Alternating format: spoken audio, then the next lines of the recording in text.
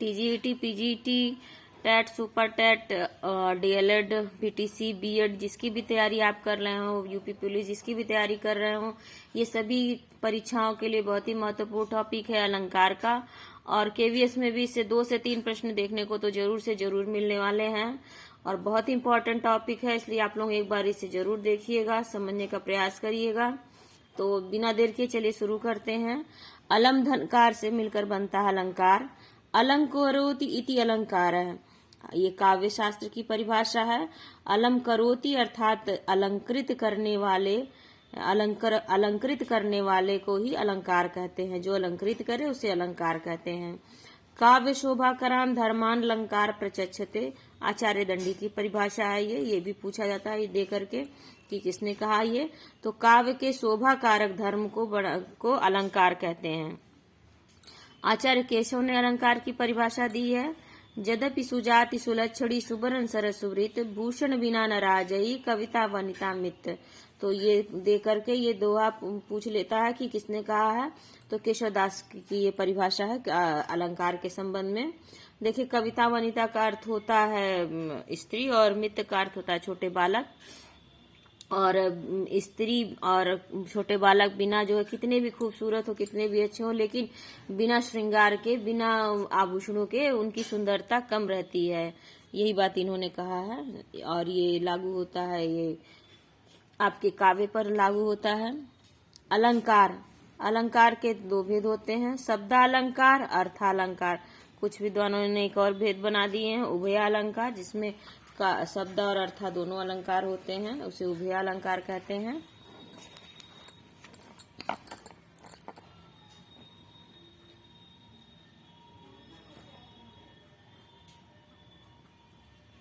उभय अलंकार, ठीक है। जब शब्द के द्वारा काव्य की शोभा बढ़ाते हैं तो वहाँ शब्दालंकार होता है, ठीक है। शब्दालंकार की परिभाषा पूछी जाती है, तो जब शब्द के द्वारा काव्य की शोभा बढ़ाते हैं तो शब्दालंकार, और जब अर्थ के द्वारा शब्द काव्य की शोभा बढ़ाई जाती है तो अर्थालंकार होता है। शब्दालंकार देखिए, जब शब्द के द्वारा काव्य की शोभा बढ़ाई जाती है या काव्य को अलंकृत किया जाता है तब वहाँ शब्दालंकार होता है, सभी आप लोगों को पता होगा। अब शब्दालंकार में कौन कौन से अलंकार होते हैं ये भी एक पूछ ले, एक प्रश्न तो यहीं से बन जाता है, वो दे देता है 4 ऑप्शन और पूछता है कि कौन से शब्दालंकार है, कौन से अर्थालंकार है। तो देखिए, शब्दालंकार के अंतर्गत आएंगे अनुप्रास, यमक, श्लेष, ये तो शुरू से आप लोग पढ़ते आ रहे हैं, कक्षा 6 से पढ़ते आ रहे होंगे। अनुप्रास, यमक, श्लेष, वक्रोक्ति, पुनरुक्ति और विप्सा, ये भी आपके शब्दालंकार में ही आते हैं। अनुप्रास, यमक, श्लेष, वक्रोक्ति, पुनरुक्ति, विप्सा शब्दालंकार में आते हैं।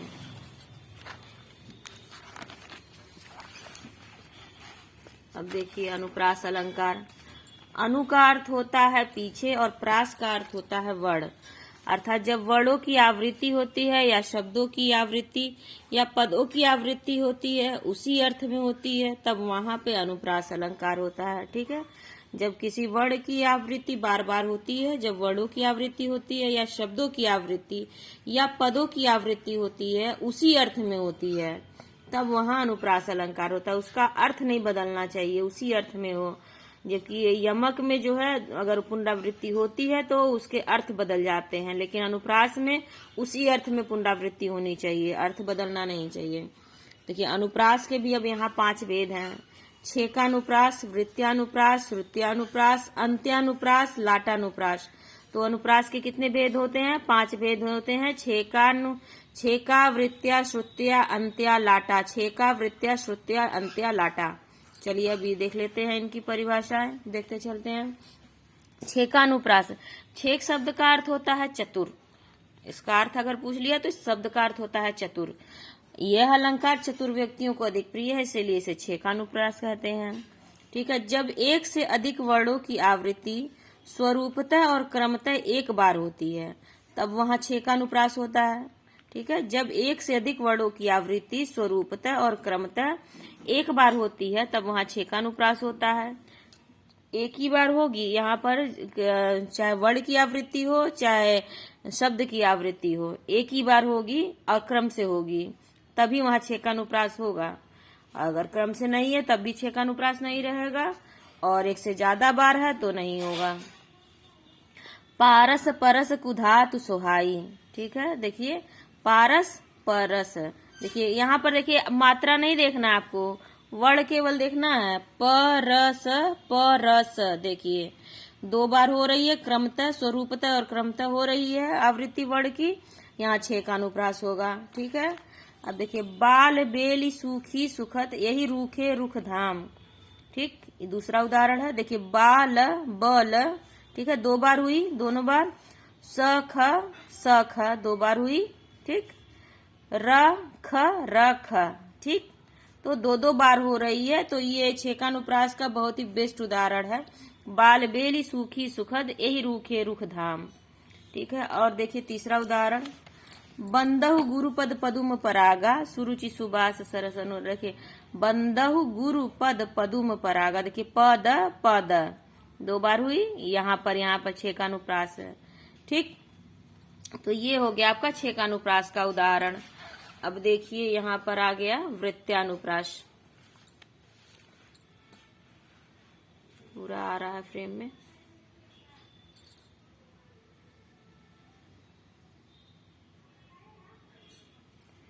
ठीक है, वृत्त्यानुप्रास।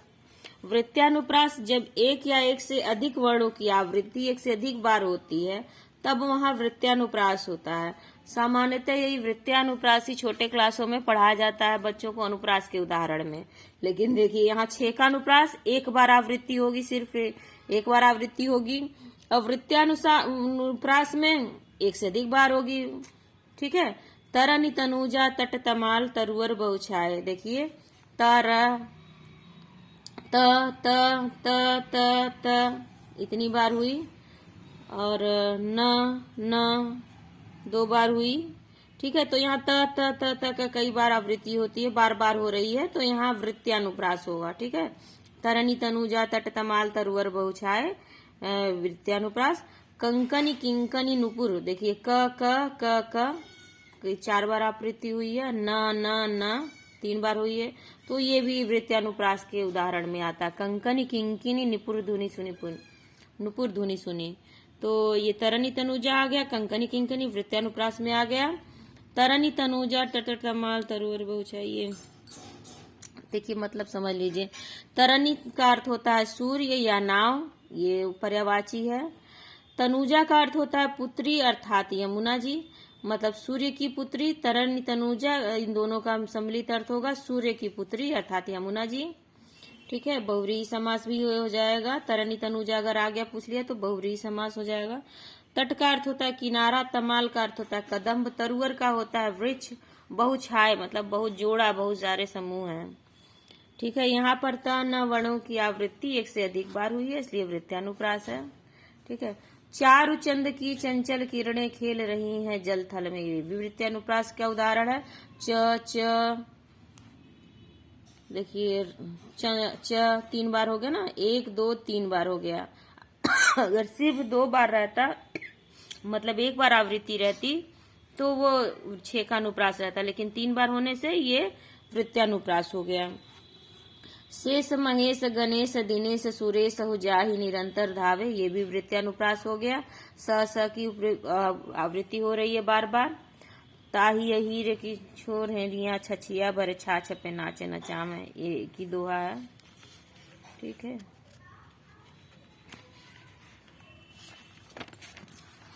अब देखते हैं अंत्यानुप्रास। अंत्यानुप्रास क्या हो गया, जब काव्य पंक्ति के अंत में तुकबंदी के लिए समान वर्णों की आवृत्ति होती है तब वहां अंत्यानुप्रास होता है। देखिए जब हम आपको छंद पढ़ा रहे थे तो वहाँ बार बार तुकबंदी बोल रहे थे, तो तुकबंदी हो या अंत्यानुप्रास भी उसको कह सकते हैं। तुकबंदी को ही अंत्यानुप्रास कहते हैं। तो 6 का अनुप्रास 1 बार आवृत्ति, वृत्त्यानुप्रास बार बार आवृत्ति, मतलब ये 2 1 से अधिक बार आवृत्ति होनी चाहिए। अंत्यानुप्रास अंत में आवृत्ति होनी चाहिए, अंत में तुकबंदी मिलनी चाहिए। ठीक, जब काव्य पंक्ति के अंत में तुकबंदी के लिए समान वर्णों की आवृत्ति होती है तो वहां अंत्यानुप्रास होता है। रहीमन पानी राखिए बिन पानी सब सून, पानी गए न उबरे मोती मानुष चून। ठीक, यहाँ सून और चून में हो रहा है, आपकी तुकबंदी बैठ रही है, अंत्यानुप्रास है, न भी है।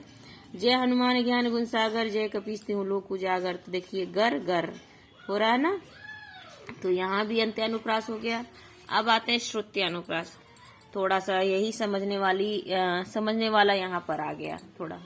श्रुत्यानुप्रास, जब एक ही उच्चारण स्थान से बोले जाने वर्णों की आवृत्ति होती है तब वहाँ श्रुत्यानुप्रास होता है। यही थोड़ा सा समझने वाला है, और इसी में थोड़ा आप कठिन मान सकते हैं अनुप्रासों में, हालांकि नहीं है बहुत, लेकिन यहाँ ध्यान देना पड़ेगा। अब एक उच्चारण स्थान के शब्दों को मिलाना पड़ेगा।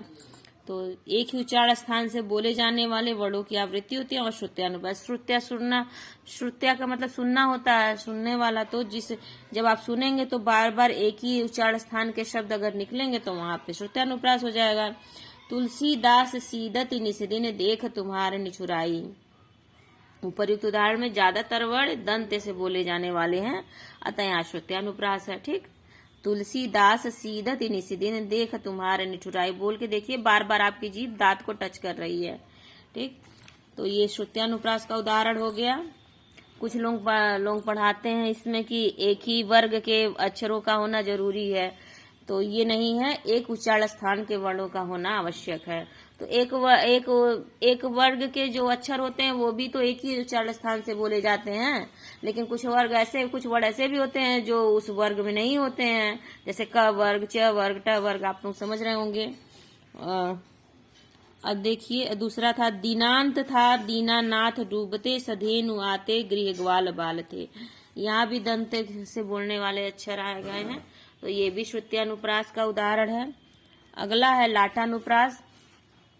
जब पद या पदबंध या पूरे वाक्य की आवृत्ति उसी अर्थ में होती है, केवल तात्पर्य में भेद होता है, तब वहां लाटानुप्रास होता है। ठीक है, पूरा वर्ग, पूरा पद ही, पूरी वाक्य ही दोबारा रिपीट होगी, लेकिन वो उसी अर्थ में हो, थोड़ा सा अर्थ बदलेगा उसका, लेकिन तात्पर्य वही रहेगा, तो वहां लाटानुप्रास होता है। जैसे मनुष्य वही जो मनुष्य के लिए मरे। देखिए अर्थ नहीं बदल, मनुष्य और मनुष्य का अर्थ नहीं बदल रहा है। मनुष्य का जो अर्थ यहाँ पर है वही मनुष्य का अर्थ यहाँ पर भी है। मनुष्य वही जो मनुष्य के लिए मरे, पूरा वाक्य रिपीट हो रहा है, यहाँ पे लाटानुप्रास होता है। पराधीन जो जन नहीं नरक तरक स्वर्ग नरकता है, तो देखिए पराधीन जो जन नहीं स्वर्ग नरकता है, तो देखिए यहाँ पर केवल एक कॉमा का चेंज किया गया है, विराम चिन्ह का चेंज किया गया है। पराधीन जो जन, पर जो लोग पराधीन हैं, अर्थात किसी के शासन में हैं, पराधीन है, दूसरे के अधीन है, नहीं स्वर्ग नरकता है, तो उनके लिए स्वर्ग और नरक सब बराबर है। तो पराधीन जो जन नहीं, और जो जन पराधीन नहीं है, मतलब अर्थात वह स्वतंत्र हैं, स्वर्ग नरकता है, तो स्वर्ग और नरक उनके लिए है, उनको समझ में आएगा। तो यही होता है लाटानुप्रास। गुरु तेग बहादुर हाँ वे ही थे, गुरु पदवी के पात्र समर्थ। गुरु तेग बहादुर हाँ वे ही थे, गुरु पदवी थी जिनके अर्थ। देखिए दोनों वाक्य में वही उन्हीं शब्दों का इस्तेमाल किया गया है, थोड़े से अंतर के साथ यहाँ पर आपका लाटानुप्रास हो जाएगा। ठीक, जहाँ आपको दोनों लाइनों में एक ही अक्षर मिले, एक ही मतलब वाक्य मिले, तो वहां पे लाटानुप्रास हो जाएगा। तो अब एक बार फिर से रिवीजन करते हैं। छेकानुप्रास एक बार आवृत्ति, वृत्त्यानुप्रास एक से अधिक बार आवृत्ति, अंत्यानुप्रास अंत में आपके वो होना चाहिए, लास्ट में आपके तुकबंदी आनी चाहिए, और उसके बाद श्रुत्यानुप्रास एक उच्चारण स्थान वाले होने चाहिए। उसके बाद लाटानुप्रास पूरा वाक्य ही 2 बार आना चाहिए, लाटानुप्रास हो जाएगा। तो उम्मीद है आप लोगों को समझ में आया होगा, और जरूर कमेंट करके बताइएगा आप लोगों को समझ में आया कि नहीं, और कोई कंफ्यूजन होगा तो फिर से पूछिएगा, मैं फिर से कोशिश करूंगी आप लोगों को फिर से एक बार याद कराने की। तो यमक अलंकार, जब कोई शब्द एक से अधिक बार आता है किंतु हर बार उसका अर्थ भिन्न होता है, तो वहां यमक अलंकार होता है। ठीक, मैंने बताया वहां पर अनुप्रास में आपका क्या होगा, एक से अधिक बार आएगा, अर्थ नहीं बदलना चाहिए, पर यमक में एक से अधिक बार आया तो उसका अर्थ बदलना चाहिए। ठीक, अब यमक में भी चलिए देखिए, तेरी बरछी ने वर छीने हैं खलन के। ठीक है, ये भंग पद यमक है। देखिए यमक में भी 2 भाग हो जाते हैं, अभंग पद यमक और भंग पद यमक। छोटे कक्षाओं में ये भंग पद और अभंग पद नहीं पढ़ाए जाते, लेकिन अब आप जिस स्तर की परीक्षा देने जा रहे हैं, टीजीटी पीजीटी की, वहां पर आपको ये बताने पड़ेंगे। ये सब प्रश्न अब आने लगे हैं परीक्षाओं में। तो तेरी बरछी ने वर छीने हैं खलन के, देखिए यहाँ बरछी हो गया, ठीक, और यहाँ वर छीने, वर छी, ठीक है, बरछी बरछी, ने, तो यहाँ पर भंग पद यमक है इस वाक्य में। तेरी बरछी अर्थात कटार ने दुष्टों के वर अर्थात स्वामी को छीना है। तेरी बरछी अर्थात कटार ने दुष्टों के वर अर्थात स्वामी को छीना है। इसका अर्थ हुआ यदि पद को तोड़कर यमक प्राप्त हो तो भंग पद यमक, तथा यदि पद को बिना तोड़े यमक प्राप्त हो तो अभंग पद यमक अलंकार होता है। अब देखिए ये कनक कनक, ये तो आप लोगों ने हजारों बार पढ़ चुका होगा अभी तक। कनक कनक ते 100 गुना मादकता अधिकाय, वा खाए बौराए जगवा पाए बौराए। यहाँ एक कनक का अर्थ स्वर्ण और दूसरे कनक का अर्थ था धतूरा। यहाँ बरछी अर्थात कटार और दुष्टों के वर अर्थात स्वामी। यहाँ देखिए बरछी के 2 अर्थ है और यहाँ कनक कनक के 2 अर्थ हैं। अब देखिए इसका एक और उदाहरण, काली घटा का घमंड घटा, ठीक है, एक घटा का अर्थ होता है बादल और दूसरे घटा का होता है अर्थ कम होना। काली घटा का घमंड घटा यमक अलंकार। के की रव की नुपुर धुनी सुनी, जगती जगती की मूक प्यास, ठीक है, के की का अर्थ होता है मयूर और रव का अर्थ होता है ध्वनि। जगती जगती की मूक प्यास तो यहाँ नहीं है, यहाँ पर आपका यमक है। जगती का अर्थ होता है जगना जागना और जगती का अर्थ होता है धरती। एक जगती का अर्थ होता है जागना और एक जगती का अर्थ होता है धरती। तो ये हो गया आपका यमक अलंकार। अब यहाँ एक और उदाहरण देखिए, सूर सूर तुलसी शशि उडगन केशव दास। यहाँ सूर में यमक है। एक सूर का अर्थ होता है सूरदास कवि और एक सूर का अर्थ होता है सूर्य के समान, ठीक है, तो एक सूर और एक सूर्य। यहाँ पर आपका हो गया अब के कवि खद्योत्सम जहाँ तहाँ करे प्रकाश।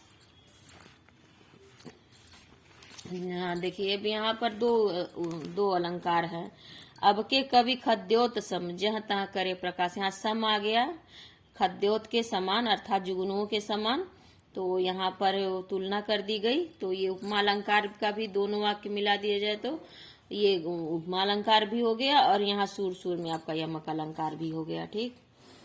वनमाली ब्रज पर बरसत वनमाली, वनमाली दूर दुख केशव कैसे सहे, ठीक है। यहाँ वनमाली का अर्थ माली बनकर, यहाँ वनमाली का अर्थ होता है बादल और यहाँ वनमाली है कृष्ण, ठीक है। वनमाली बनकर बादल बरसते हैं। वनमाली अर्थात कृष्ण के दूर रहने से केशव दुख कैसे सहें, इसका अर्थ है तो परवारों उर्वशी सुन राधिके सुजान, तू मोहन के उर्वशी है उर्वशी समान, ठीक है। यहाँ उर्वशी जो है ये अलग अलग है, ये खींचते समय लाइन अलग अलग हो गया, ये भंग पद यमक है।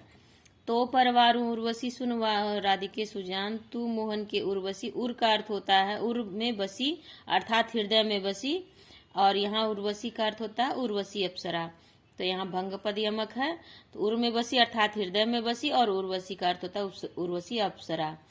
तो यहाँ भी यमक अलंकार है। अब आते हैं श्लेष अलंकार। श्लेष का अर्थ होता है चिपका हुआ। श्लेष का अर्थ होता है चिपका हुआ। जब कोई शब्द एक बार आता है किंतु उसका अर्थ एक से अधिक होता है तब वहां श्लेष अलंकार होता है। श्लेष के भी 2 भेद होते हैं, भंग पद श्लेष अभंग पद श्लेष, ठीक है।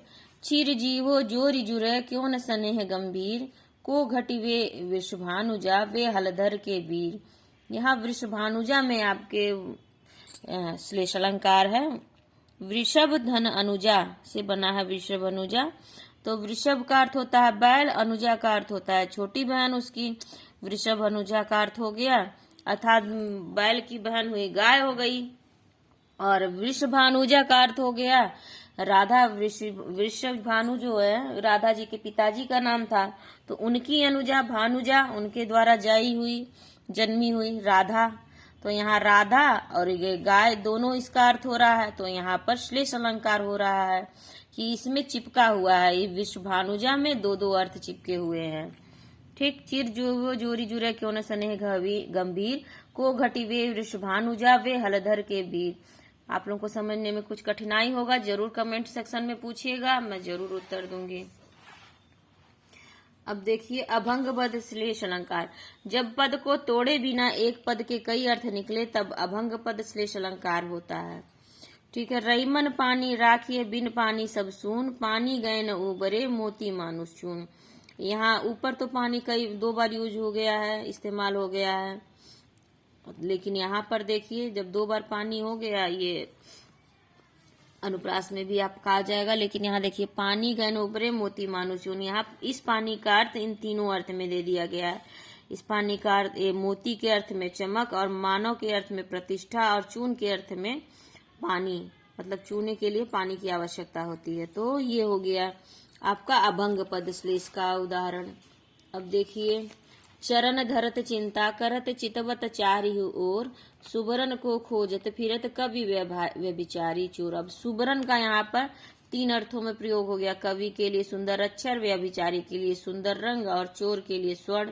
तो ये हो गया, यहाँ पर भी श्लेष अलंकार हो गया। अब देखिए रावण सिर सरोज बनचारी, चली रघुवीर शिली मुखधारी। यहाँ सिर सरोज में रूपक अलंकार है। ठीक। सिर सरोज में रूपक अलंकार अभी हम आगे पढ़ेंगे, लेकिन अभी यहाँ बता दे रही हूँ। सिर सरोज में रूपक अलंकार यहाँ पर हो जाता है, लेकिन इसी में श्लेष भी है। शिली मुख, शिली का अर्थ होता है बाढ़, और मुख का अर्थ होता है भ्रमर। नहीं, शिली का अर्थ बाढ़ भी होता है, शिली का अर्थ भ्रमर भी होता है। तो देखिए रावण का सिर कमल रूपी सुंदर वन है, जिसमें रघुवीर के बाण रूपी भौरे प्रवेश करते हैं। तो यहाँ शिली में आपका श्लेष अलंकार है, बाढ़ और भ्रमर होता है इसका अर्थ। अति सूदो प्रेम को मारग जहाँ नेकु सयानप बाक नहीं, कौन धोपाटी पढ़े हो लला मन लेहु पदेहु छटाक नहीं। मन लेहु पदेहु छटाक नहीं। तो यहाँ मन, ठीक, मन का अर्थ है चित्त, और मन का अर्थ होता है तौल की इकाई। 1 मन चावल या 1 मन गेहूं, आप लोगों ने इस शब्द का इस्तेमाल सुना होगा, तो ये वही मन है। तो श्लेष यहाँ पर हो गया मन में चित्त और तौल की इकाई हो गई। मन लेहु पदेहु छटाक नहीं। छटाक में भी यहाँ पर है, छटाक का अर्थ होता है छवि, ठीक, और छटाक का अर्थ होता है तौल की 1 इकाई। छटाक मतलब छोटा छोटा, इतना सा छटाक भर चाहिए, तो वो छटाक हो गया। तो छटाक भर भी नहीं दे लेते हो मन भर, पर देते हो छटाक भर भी नहीं, ये भी हो गया। और छटाक मतलब छवि भी हो गया। तो इन दोनों शब्दों में यहाँ पर श्लेष है, 2 अर्थ चिपके हुए हैं एक साथ।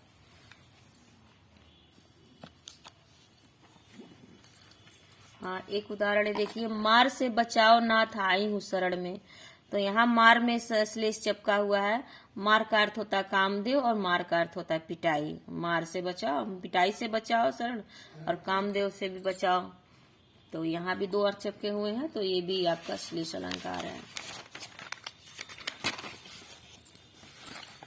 अब देखिए वक्रोक्ति अलंकार। वक्रोक्ति अलंकार, वक्र का अर्थ होता है टेढ़ा, और उक्ति का अर्थ होता है कथन। जब वक्ता द्वारा कहे गए कथन के 2 अर्थ निकलते हैं, एक सीधा एवं एक टेढ़ा, और अर्थ श्रोता द्वारा टेढ़ा अर्थ ही ग्रहण किया जाता, तब वहां वक्रोक्ति अलंकार होता है। वक्रोक्ति अलंकार के भी 2 भेद होते हैं। श्लेष वक्रोक्ति, जहां कंठगत विशेषता के कारण 2 अर्थ निकले, एक होता श्लेष वक्रोक्ति और एक होता कंठगत विशेषता के कारण वक्रोक्ति। तो यहाँ इसे काकु वक्रोक्ति भी कहते हैं। श्लेष देखिए 2 अर्थ होते हैं ना श्लेष अलंकार के। तो मतलब श्लेष ये कि कहा जा रहा है तो सुनने वाला दूसरा अर्थ ग्रहण करे, कहने वाला दूसरा अर्थ बोले, सुनने वाला दूसरा अर्थ ग्रहण करे, श्लेष अलंकार हो गया।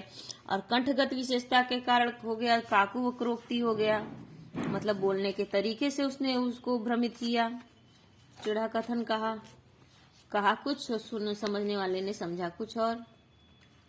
तो श्लेष वक्रोक्ति अलंकार, इसमें भी देखिए भंग पद श्लेष वक्रोक्ति होता है और अभंग पद श्लेष वक्रोक्ति होता है, 2 इसमें भी हैं। देखिए जब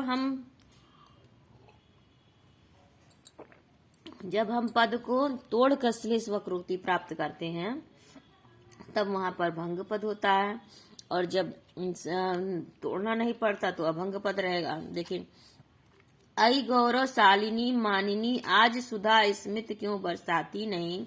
निज कामनी को प्रिय गौ अवसा आलिनी कही जाती कहीं।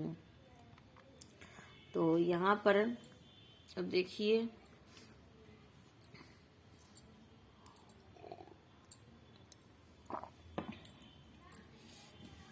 यहाँ मानिनी नायिका के बारे में बताया जा रहा है और नायिकाओं के प्रकार भी देख लीजिए। यहाँ मैंने लिखा हुआ है, हालांकि मैंने कई शब्दों के एक शब्द में और शॉर्ट वीडियो में भी डाले हुए हैं। मानिनी नायिका वो नायिका होती है जो हमेशा रूठती रहती है, अक्सर रूठने वाली नायिका। भामिनी नायिका होती है क्रोध करने वाली नायिका। और कलहांतकारिणी नायिका होती है घर में दंगा करा देने वाली, झगड़ा करने आने वाली नायिका। स्मित का अर्थ होता है मुस्कुराना, जिसे उर्दू में तबस्सुम भी कहते हैं। तो भंग पद श्लेष अलंकार का देखिए, हे गौरवशालिनी, हे मानिनी नायिका, आज मुस्कुरा कर मेरा स्वागत क्यों नहीं कर रही। इसका अर्थ होगा, हे गौरवशालिनी, हे मानिनी, आज मुस्कुरा कर मेरा स्वागत क्यों नहीं कर रही हो। आज मुस्कुराहट रूपी अमृत से हमारा स्वागत क्यों नहीं कर रही हो। यहाँ नायक कह रहा है, आई गौरवशालिनी मानिनी, आज सुधा स्मृति क्यों बरसाती नहीं। अर्थात हे गौरवशालिनी, हे मानिनी, आज मुस्कुरा कर मेरा स्वागत क्यों नहीं कर रही हो। ठीक है, मुस्कुराहट रूपी अमृत से हमारा स्वागत क्यों नहीं कर रही हो। निज कामनी को प्रिय गौ अवसा आलिनी कही जाती कहीं। तुमने मुझे गाय समझते हो, तुम मुझे गाय समझते हो, मैं सीधी सादी हूँ। तुम मुझे अवसा गुलाम समझते हो और तुम मुझे भ्रमरी की तरह समझते हो कि मैं तुम्हारे चारों तरफ घूमती फिरूं। अब यहाँ मानिनी कह रहा है, लेकिन वहां पर नायिका को भामिनी समझ में आ रहा है, अवसा समझ में आ रहा है। तो यही इसमें कहने वाले ने कहा कुछ और, समझने वाले ने समझा कुछ और। वक्रोक्ति अलंकार का उदाहरण है श्लेष वक्रोक्ति अलंकार का। भंग पद श्लेष वक्रोक्ति इसे कहेंगे।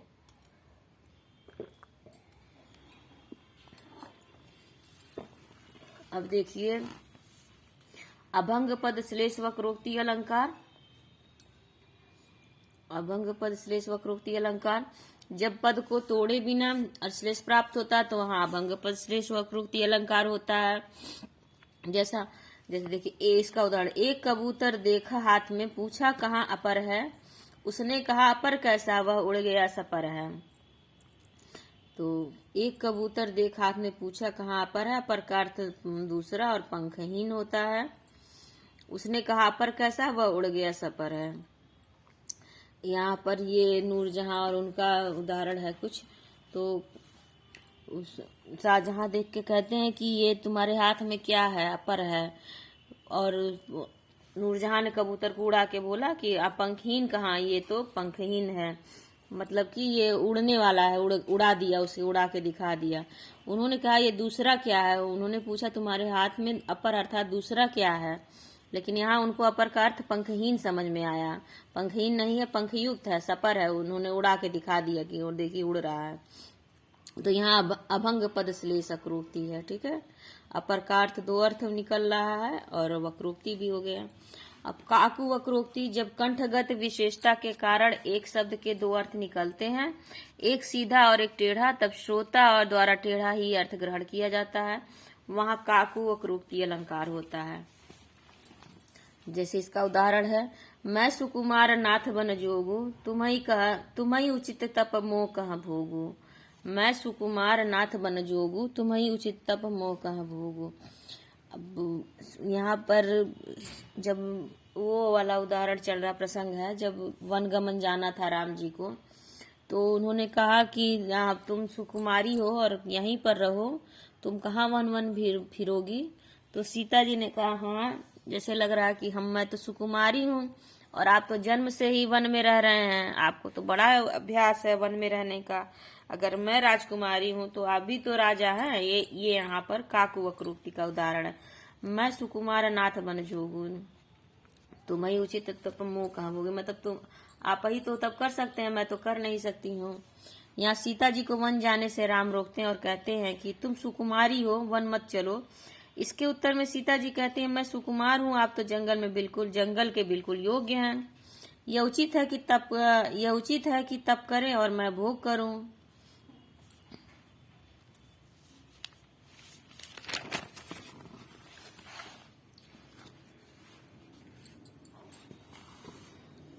देखिए एक उदाहरण ये भी है, को तुम हैं घनश्याम हम, तो बरसों कित जाए। यहाँ पर राधा कृष्ण जी आए हैं और दरवाजा बंद है, वो दरवाजा खुलवा रहे हैं राधा जी से। तो खटखटाते तो वो पूछती अंदर से, कौन हो तुम? तो वो बोलते हैं घनश्याम। वो कहते हैं कि मैं घनश्याम हूँ अर्थात कृष्ण हूँ। तो वो समझती है घनश्याम का अर्थ बादल। तो कहती हैं तो बरसों की तो जाओ कहीं बरसों फिर बादल हो तो। ठीक, ये यहाँ पर हो गया वक्रोक्ति। कहने वाले से सुनने वाले ने अर्थ दूसरा ग्रहण किया। बाऊ कृपा सूरत मूरत अनुकूला, बोलत वचन झरहि जनु फूला। तो यहाँ पर उत्प्रेक्षा अलंकार भी होगा, जनु जानो मनु मानो आ जाएगा वहां पर। फूला काटा चुभना वाक्रोक्ति अलंकार होगा, झरहि जनु फूला। बाऊ कृपा मूरत अनुकूला, बोलत वचन झरहि जनु फूला। तो इनकी भगवान की कृपा से सबकी मूरत अनुकूला, उनके अनुकूल मिलना, और बोलत वचन झरहि जनु फूला। तो जनु फूला का अर्थ काटा चुभना होता है और इसका अर्थ फूल भी होता है। झरहि जनु फूला फूल का झरना होता है। तो यहाँ पर काकु वक्रोक्ति हो गया। विप्सा अलंकार देखिए, विप्सा अलंकार जब मनोभावों को व्यक्त करने के लिए शब्दों की पुनरावृत्ति होती है तब वहां विप्सा अलंकार होता है।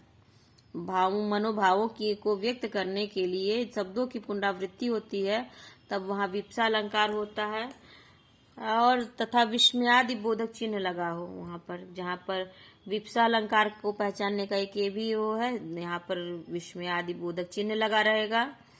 ऐसे प्रेम को काह कहो मैं नाथ, लाज न आवत आपको दौरे आयहु साथ। धिक धिक ऐसे प्रेम को। देखिए इसका उदाहरण, जहाँ विप्सा अलंकार में मनोभावों को व्यक्त करने के लिए शब्दों की पुनरावृत्ति होती है और वहां विप्सा अलंकार होता है तथा विस्मयादि बोधक चिन्ह होता है। हाय हाय, धिक धिक, ओह ऐसा कुछ आ गया तो वहां और ये विस्मयादि बोधक चिन्ह मिल गया तो विप्सा अलंकार का उदाहरण होगा। अगर ये चिन्ह नहीं है तो ये विप्सा अलंकार का उदाहरण नहीं होगा। देखिए स्पष्टीकरण, जिन वाक्यों में धिक धिक, हाय हाय, राम राम आदि शब्द लगे हों विप्सा अलंकार होता है, और जो मनोभाव को व्यक्त करने के लिए विस्मयादि बोधक चिन्ह लगे रहते हैं तो वहां पर विप्सा अलंकार होता है। ठीक, अब पुनरुक्ति अलंकार, जब साधारण रूप में मनोभावों को व्यक्त करने के लिए शब्दों की पुनरावृत्ति की जाती है तब वहां पुनरुक्ति अलंकार होता है। ठीक, उठ उठ गिर गिर लघुलोल लहर, उठ उठ गिर गिर लघुलोल लहर। यहाँ पुनरुक्ति अलंकार दो बार एक ही बात को कही जा रही है। और दूसरा उदाहरण है, मधुर मधुर मेरे दीपक जल, प्रियतम का पथ आलोकित करिए, है ना। तो मधुर मधुर में यहाँ पर पुनरुक्ति दो बार हो गया, पुनरुक्ति प्रकाश हो गया। देखिए पुनरुक्ति प्रकाश अलंकार कई बार हमारे प्रैक्टिस सेट में आया हुआ है। तो उठ उठ गिर गिर, पुनरुक्ति मधुर मधुर। देखिए यहाँ पर अगर विस्मयादि बोधक चिन्ह लगा रहता तो ये विप्सा हो जाता, अगर विस्मयादि बोधक चिन्ह नहीं लगा है तो ये पुनरुक्ति प्रकाश है। ध्यान दीजिएगा इस बात को, इस अंतर को।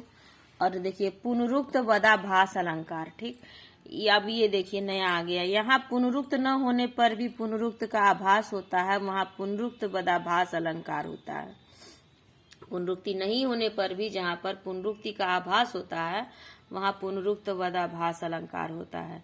जैसे देखिए, होते विकम्पित भी नहीं क्या अचल भूधर। यहाँ पर पुनरुक्ति नहीं होगा लेकिन पुनरुक्ति का फिर भी आभास होना। होते विकम्पित भी नहीं क्या अचल भूधर। यहाँ तो अचल का अर्थ भी पर्वत होता है, भूधर का अर्थ भी पर्वत होता है, दोनों का अर्थ एक ही होता है, लेकिन यहाँ पर पुनरुक्ति नहीं हुई है लेकिन उनका आभास फिर भी दे रहा है। तो ये हो गया पुनरुक्त वदाभास अलंकार। इसका अर्थ देखिए, क्या न कंपित होने वाले, न विचल होने वाले पर्वत कभी कंपित नहीं होते, अर्थात क्या वह व्यक्ति जो कभी भी अधैर्यशाली नहीं होता, क्या वो भी किसी भी परिस्थिति में विकम्पित अर्थात अधीर नहीं होता। यहाँ पर उदाहरण पर्वत का लेकर के ये बात धैर्यशाली व्यक्तियों के बारे में कही जा रही है। ठीक, अब यहाँ से अर्थालंकार शुरू होता है। तो वीडियो काफी लंबी हो जा रही है, पहले शब्दालंकार को रहने देते हैं और अर्थालंकार मैं नेक्स्ट वीडियो में बना रही हूँ। और उम्मीद आप लोगों को जरूर पसंद आएगा और आप लोगों के लिए परीक्षा उपयोगी होगा। पसंद आना तो बात की बात है, परीक्षा की दृष्टि से परीक्षा में आपको जरूर सहयोग करेगा। तो बंद करती हूँ मैं।